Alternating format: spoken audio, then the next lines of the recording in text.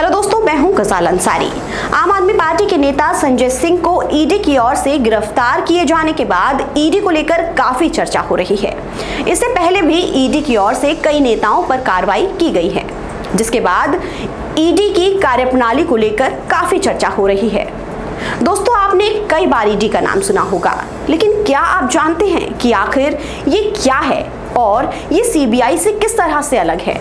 तो जानते हैं इन सवालों के जवाब और आपको बताते हैं कि आखिर ईडी का क्या काम है और ईडी में किसी के घर भी रेड डालने का क्या प्रोसेस है।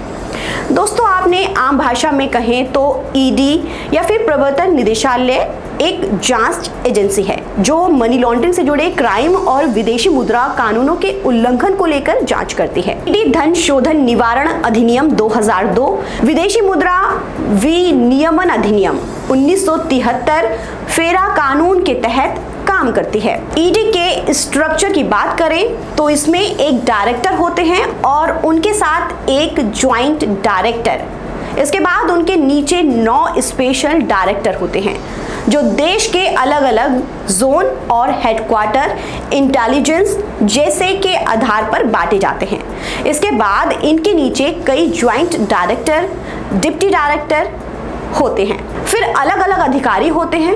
अब अगले सवाल पर बढ़ते हैं और आपको बताते हैं कि ईडी रेड कैसे डालती है। सबसे पहले ये बात कि ईडी को मनी लॉन्ड्रिंग जैसे केस में जांच करने का खास अधिकार कहां से हासिल है। किसी भी मामले में ईडी केस जांच दर्ज कर उसकी जांच शुरू करती है। ईडी अब तक बताए गए सभी कानूनों के तहत मामला दर्ज करके जांच करती है। जांच में शामिल अधिकारी ही आरोपी या उससे जुड़े किसी शख्स से पूछताछ करती है।